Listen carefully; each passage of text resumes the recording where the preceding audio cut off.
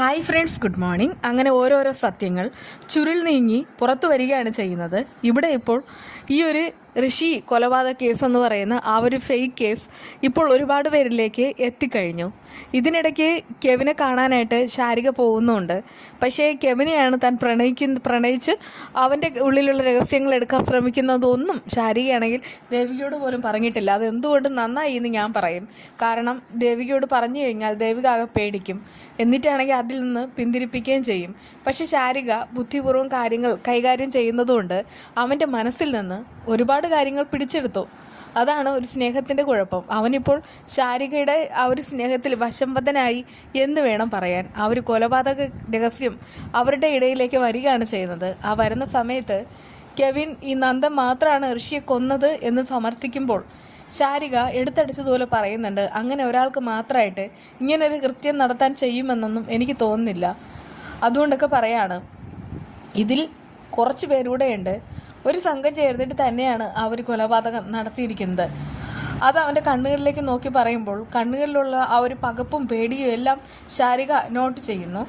അങ്ങനെ ശാരികയ്ക്ക് ചില സത്യങ്ങൾ മനസ്സിലാവാണ്. കെവിൻ്റെ മനസ്സിൽ നിന്ന് തന്നെ അവളെല്ലാം പിടിച്ചെടുത്തു കഴിഞ്ഞു.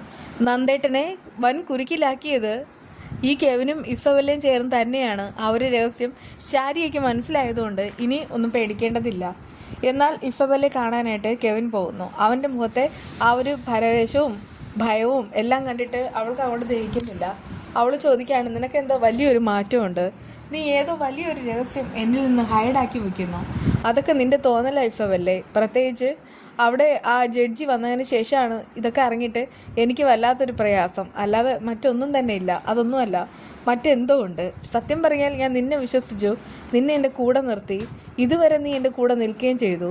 പക്ഷേ നീ ഇനി ചതിച്ചാൽ നിന്നെ ഞാൻ വെറുതെ വിടില്ല. അതോടുകൂടെ എല്ലാം തകരും.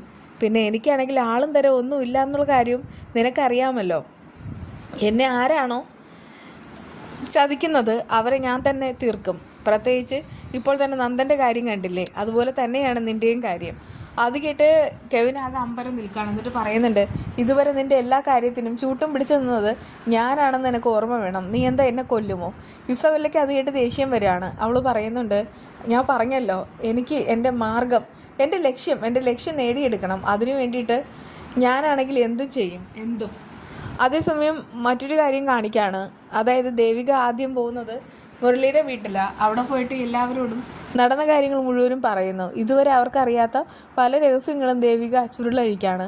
എല്ലാം കേട്ട് അവരാകെ ഷോക്കായിട്ട് നിൽക്കുന്നുമുണ്ട്. എപ്പോഴും പ്രഭകുഞ്ഞെന്ന് നാഴിക്ക് 40 തൊട്ട് പറയുന്ന ഭാർഗവിക്ക് ഇനി ഒന്നും പറയാനില്ല. ഇതിനിടയ്ക്ക് ദേവിക മറ്റൊരു കാര്യം കൂടെ പറയാണ്, ഞാൻ ആദ്യമൊക്കെ കരുതിയിരുന്നത് നന്ദനെ പിരിഞ്ഞ് എനിക്കൊരു ജീവിതമല്ല, ഞങ്ങൾക്ക് തമ്മിൽ ഒരിക്കലും പിരിയാൻ കഴിയില്ല എന്നൊക്കെ തന്നെയാണ്. പക്ഷേ ഇപ്പോൾ അങ്ങനെയൊന്നും അല്ല എനിക്ക് തോന്നുന്നത്. നന്ദനില്ലാതെ എനിക്ക് ജീവിക്കാൻ കഴിയും. അങ്ങനെ ഞാൻ ബോൾഡായിട്ട് കാണിച്ചു കൊടുക്കാനായിട്ട് പോവാണ്. അത് കേട്ട് ഗൗരി പറയുന്നുണ്ട്, നിൻ്റെ ജീവിതം കളഞ്ഞിട്ട് ഒന്നും ചെയ്യണ്ട. അങ്ങനെയല്ല ഗൗരി, എൻ്റെ ജീവിതം ഇത് തന്നെയാണ്. സത്യം പറഞ്ഞാൽ ഒരു ഭർത്താവിൻ്റെ കൂടെ മറ്റൊരു പെണ്ണിനെ കണ്ടാലോ ഇപ്പോൾ ഫ്രണ്ട്സ് ആയാലോ അതൊന്നും എനിക്ക് കുഴപ്പമില്ല. പക്ഷെ അതൊന്നുമല്ല. അവരാണെങ്കിൽ റൂം എടുത്ത് പോയി താമസിച്ചു. അങ്ങനെ ഒരുപാട് കാര്യങ്ങളുണ്ട്. നന്ദുവിന് എന്നോടൊരല്പമെങ്കിലും സ്നേഹം ഉണ്ടായിരുന്നെങ്കിൽ ഒരിക്കലും ഇസബെല്ലയുടെ ആ ഒരു വാക്കിൽ വശംവദനാകില്ലായിരുന്നു. ഇനി എന്തിൻ്റെയൊക്കെ പേരിലായാലും ശരി, എനിക്ക് അങ്ങോട്ട് യോജിച്ച് പോകാൻ പറ്റില്ല എന്നൊക്കെ ഉറപ്പിച്ച് പറയണേ. അത് കേട്ടിട്ട് ആ ഭാർഗവി പറയുന്നുണ്ട്, മോളെ ഒന്നുകൂടെ ആലോചിക്കണം. ഇല്ല ആൻറ്റി, ഞാൻ നന്നായിട്ട് ആലോചിച്ചാൽ പറയുന്നത്. പക്ഷേ ഈ ദേവിക എങ്ങനെ പറയും, അത്രേ ഉള്ളൂ. ദേവികയുടെ മനസ്സെന്ന് പറയുന്നത് ഭയങ്കര സോഫ്റ്റാണ്. അതുകൊണ്ട് തന്നെ നന്ദനൊന്ന് കരഞ്ഞ് കാണിച്ചാൽ ഉറപ്പായിട്ടും ദേവിക പോകും. ഇതിനിടയ്ക്ക് ദേവിക ഇസബെല്ലയെ കാണാനായിട്ട് വരുന്നുമുണ്ട്. നിൻ്റെ നാടകം ഇവിടെ അവസാനിപ്പിച്ചോളൂ, ഇനി നിനക്ക് ഒരു നിലനിൽപ്പ് ഇവിടെ ഇല്ല. എന്തായാലും എല്ലാ സത്യങ്ങളും ഞാൻ പുറത്തുകൊണ്ട് വരും എന്നൊക്കെ ഇങ്ങനെ പറഞ്ഞിട്ട് ദേവികയാണെങ്കിൽ ഇസബെല്ലയോട് ശോഭിക്കുകയാണ്. എന്തായാലും ഇസബെല്ല ആകപ്പാടെ പേടിച്ച് കുറച്ച് നിൽക്കുന്നുണ്ട്. കാരണം നന്ദൻ അവളെ വിട്ടൊഴിഞ്ഞു.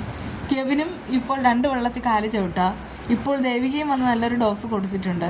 ഇങ്ങനെ തന്നെ പൊക്കോട്ടെ. ബാക്കി വിശേഷമായി കാണാം.